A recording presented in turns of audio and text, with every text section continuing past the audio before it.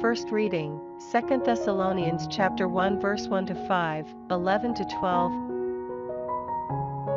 Paul, Silvanus and Timothy, to the church in Thessalonica, which is in God our Father and the Lord Jesus Christ, grace to you and peace from God the Father and the Lord Jesus Christ. We must always thank God for you, brothers, quite rightly, because your faith is growing so wonderfully and the mutual love that each one of you has for all never stops increasing.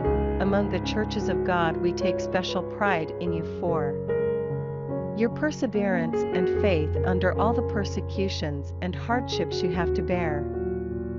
It all shows that God's judgment is just, so that you may be found worthy of the kingdom of God. It is for the sake of this that you are suffering now. In view of this we also pray continually that our God will make you worthy of his call, and by his power fulfill all your desires for goodness, and complete all that you have been doing through faith, so that the name of our Lord Jesus Christ may be glorified in you and you in him, by the grace of our God and the Lord Jesus Christ. Responsorial Psalm, Psalms chapter 96 verse 1 to 2, 2 to 3, 4 to 5. Sing a new song to Yahweh. Sing to Yahweh, all the earth, sing to Yahweh, bless his name. Proclaim his salvation day after day, declare his glory among the nations, his marvels to every people. Great is Yahweh, worthy of all praise, more awesome than any of the gods. All the gods of the nations are idols. It was Yahweh who made the heavens. Gospel, Matthew chapter 23 verse 13 to 22. Alas for you, scribes and Pharisees, you hypocrites!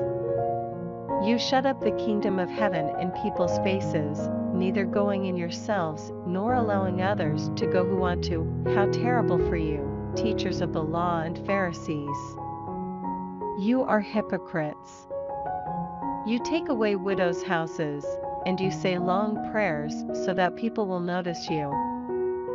So you'll have a worse punishment. Alas for you, scribes and Pharisees, you hypocrites! You travel over sea and land to make a single proselyte. And anyone who becomes one you make twice as fit for hell as you are. Alas for you, blind guides! You say, if anyone swears by the temple, it has no force, but anyone who swears by the gold of the temple is bound. Fools and blind! For which is of greater value, the gold or the temple that makes the gold sacred? Again, if anyone swears by the altar it has no force, but anyone who swears by the offering on the altar is bound. You blind men! For which is of greater worth, the offering or the altar that makes the offering sacred?